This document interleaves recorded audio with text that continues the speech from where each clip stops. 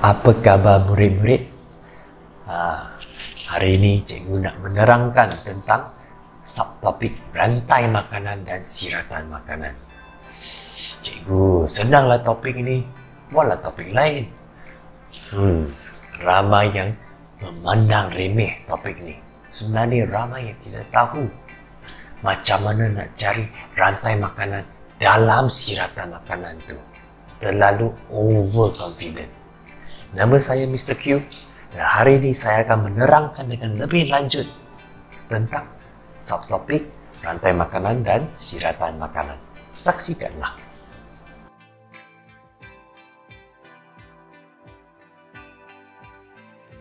Pertama sekali kita kena hafal definisi. Definisi ialah makan percuma. So, apakah definisi untuk rantai makanan? So, rantai makanan ialah hubungan makanan antara hidupan. Dan anak panah bermaksud dimakan oleh. Okay? Di sini kita nampak buah kelapa sawit dimakan oleh tikus dan tikus dimakan oleh helang. Okay, adalah sangat penting kita tahu matahari, pengeluar dan pengguna. Matahari ini dia ialah sumber asas, sumber tenaga. Okey, sumber tenaga maksudnya dari mana asalnya tenaga itu. Okey, matahari merupakan sumber tenaga utama. Okey, seterusnya perkataan kedua ialah pengeluar. Okey, kita boleh nampak dalam slide ini tumbuhan ialah pengeluar. Mengapa? Sebab pengeluar ialah hidupan yang boleh membuat makanan sendiri. Dia boleh buat makanan sendiri. Boleh tak saya berdiri di tengah padang dan berharap saya tak akan lapar? Tak mungkin. Okay? Tak mungkin. Tapi tumbuhan boleh. Dia boleh berdiri di bawah matahari. Ya, macam tu. Dan dia akan kenyang. Dia boleh buat makanan sendiri. Okey, seterusnya ialah pengguna. So, pengguna ialah seperti manusia, zebra, apa lagi ada? Harimau, singa, rusa, banyak lagi. Semua haiwan dikira pengguna. Kenapa? Kerana dia memakan haiwan dan tumbuhan lain. Okey. Ini topik tahun 3. Tiga kumpulan haiwan. Kita kena tahu tabiat makanan dia. Okey, herbivore, carnivore, omnivore. Ini semua dikira tabiat makanan.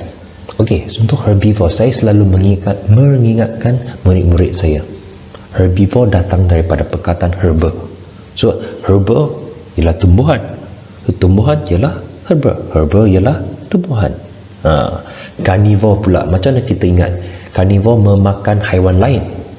So, perkataan KFC.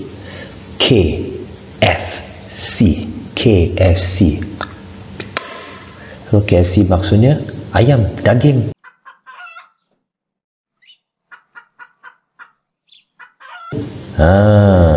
Sedap kan? So, carnivore berkaitan dengan haiwan. So, K carnivore, K KFC. Okey, haiwan yang memakan haiwan lain. Dan seterusnya ialah omnivore, haiwan yang memakan tumbuhan dan haiwan lain. Okey, O, nampak ada perkataan O. Okey, saya selalu ajar murid-murid saya, all.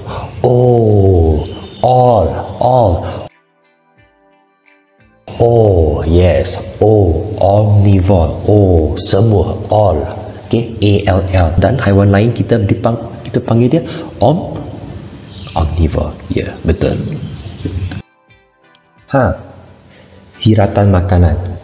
Okey, inilah satu definisi.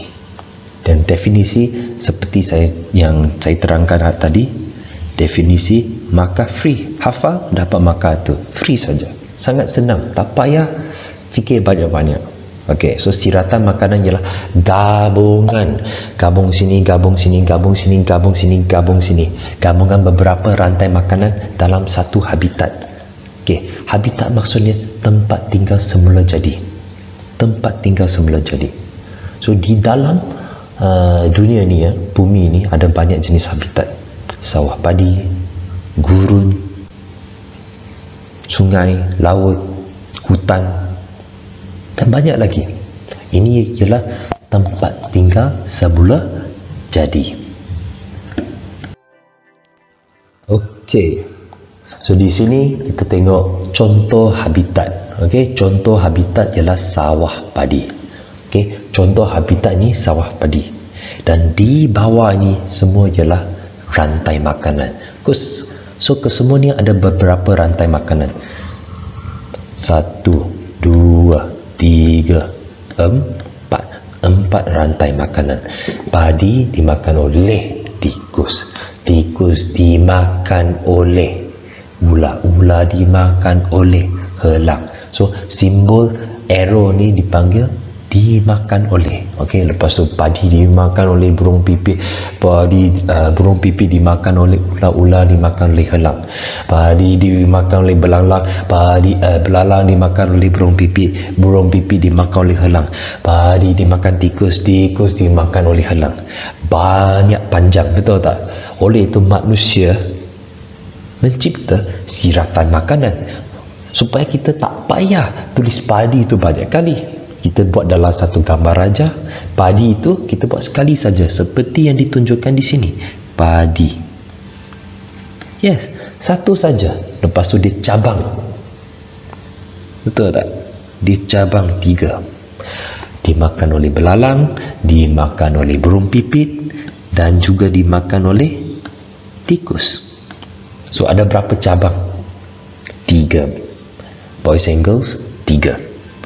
Okey, so dari sini ramai murid confuse macam mana nak bina siratan makanan ataupun mengira beberapa rantai makanan dalam satu siratan makanan. Okey, so lepas tu kita kena tahu satu siratan makanan selalu berakhir dengan pengguna tertiary. Pengguna tertiary maksudnya pengguna yang boleh kira paling hebat lah, paling kuat dalam satu habitat. So di sini paling kuat, paling hebat ialah helang. Okey, so semua akan berakhir dengan helang. So inilah satu siratan makanan, gabungan beberapa rantai makanan. Faham?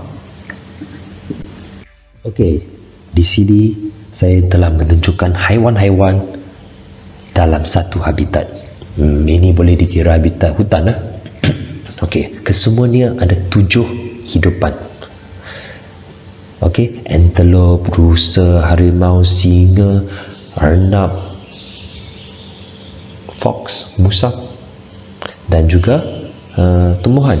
Okey, ni rusa ni telah dihalang oleh saya. Okey, dan saya akan mengajar kamu macam mana nak kira rantai makanan, kira bilangan rantai makanan dalam satu siratan makanan. Okey murid-murid, di sini ialah satu siratan makanan. So dalam siratan makanan kita perlu kira berapa rantai makanan yang ada. Okey, so sebelum kita buat apa-apa, kita kena organize. Kita kena susun secara sistematik macam mana kita nak buat. Okey, so apa cikgu buat ialah cikgu gunakan warna kuning untuk nampak tak petanda ni. Saya bezakan menggunakan warna. Tapi di soalan periksa tak ada warna pandai-pandai lah. Guna garisan lurus ke, garisan goyang-goyang ke. Okey. So itu step pertama. Lepas tu kita akan tengok seterusnya. Okey guys, sekarang kita tengok rantai makanan yang pertama. Okey, tumbuhan dimakan oleh antelop, antelop dimakan oleh harimau. So ini dikira satu rantai makanan. Selepas harimau, ada apa haiwan lagi yang boleh makan harimau? Tak boleh. Oleh itu rantai makanan itu sudah lengkap. So ini dikira satu rantai makanan. Selepas itu kita tengok adakah antelop boleh dimakan oleh haiwan lain? Boleh ke tak? Boleh. Dia boleh dimakan oleh singa. Oleh itu, kita boleh membentuk dua rantai makanan daripada sini. Sekarang kita tengok lagi sekali, adakah antelope tu boleh dimakan oleh haiwan lain? Contohnya, musang boleh tak? Arnab boleh tak? Kalau tak boleh, maka kita sudah habis guna semua probability, semua kemungkinan untuk antelope dimakan. Okey? Sekarang kita tengok seterusnya. Okay, murid-murid, sekarang kita menggunakan petanda merah. Okey, petanda merah. Okey, so di sini kita tengok tumbuhan dimakan oleh arnab. Arnab dimakan oleh musang. Musang dimakan oleh harimau. Ini dikira rantai makanan yang ketiga. Okey, lepas tu kita tengok adakah musang ini boleh dimakan lagi oleh haiwan lain? Boleh tak dia dimakan oleh antelope? Tak boleh, tapi dia boleh dimakan oleh singa. Itu menunjukkan rantai makanan yang keempat. Tumbuhan dimakan oleh arnab, arnab dimakan oleh musang, musang dimakan oleh singa. Okey, saya harap semua murid-murid saya faham apa yang saya cuba terangkan.